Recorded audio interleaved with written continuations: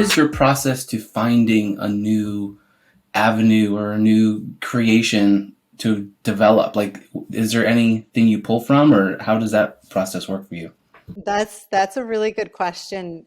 Usually, when I embark on an art project, I have a loose concept in mind, and I start exploring that concept through the tools, and then something else emerges. So I get my mind really busy thinking about all these like philosophical and ethical questions and about the technology, and sometimes too like keep my hands really busy and collaborating really busy because I have to develop tools and technology or materials to be able to make what I envision. But the process is does not take a linear path. I'm not somebody who like sketches out a piece and then it looks like that when I'm done. There's this process where the artwork takes over. And for me, the creativity and the innovation happens in keep when I keep working. So it's not like all of a sudden I get a stroke of inspiration. Once in a while I do, but I don't wait for that to come. I just kind of show up and work every day. And in the process of working, there's artwork that emerges and new things happen. So I'm flexible with letting the artwork take over and seeing like a space for something that's like, oh, that's an accident, but wow, that's so beautiful. In fact, I think artworking is one of the, when I'm making my artwork, that's like one of the only places I feel genuinely confident in my life. Like other things I question, but I know when I'm making my artwork, something's going to come out of it. So it's just about like going through that process and letting it be what it is and turn into what it is. Do you? This would be me. I'm totally putting myself in the category here, but do you find that you're starting a project and then an idea pops in your head and you shift away from that project, or do you typically end on one and move to the next? How does that? Kind of both. I do more like to work where I end on one and start on the next because as soon as I end one, I want to make a new thing because I learned so much in the process. It's like I want to start over. But in order to really kind of finish things, I like to finish something.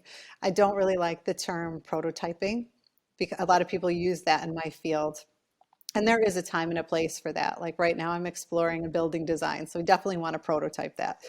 But when I'm making my artwork, I really try to and intend to make finished pieces every time. And then, you know, when we look back on it, we can see the trajectory of how I developed as an artist or how a collection or a body of work developed.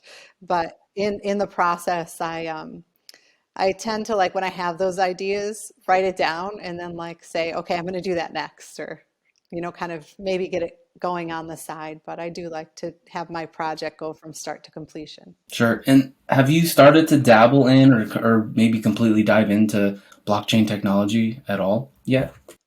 Only so much as that I've worked with some blockchain technology, looking at what it's capable for biology and starting to go down that path, which is like super geeky and interesting, and just at the beginning stages of exploring that for making some of my bio art pieces. But I'm exploring how we can use blockchain technology to, on one hand, like when you look at healthcare and opportunities with blockchain in healthcare, but then on the other hand, looking at how it can maybe even like offer new solutions for biology or new ways of looking at things. So that's I'm just starting to like wrap my mind around it, even though I've been working on it for a few years now.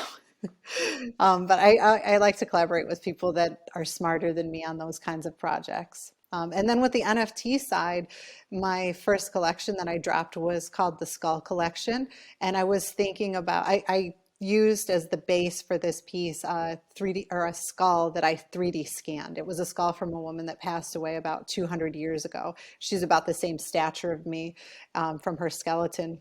And I was thinking about technology and how she could have probably never imagined that her body would be used in the future this way. And I was kind of juxtaposing that with some of the ideas of genetics and releasing our genetic code, or if we did put our genetic code on the blockchain and some of that material information were to get out, or people that willingly give it through things like 23andMe, and how could that potentially be used in the future. So I'm kind of thinking of all these ideas while I'm making the artwork.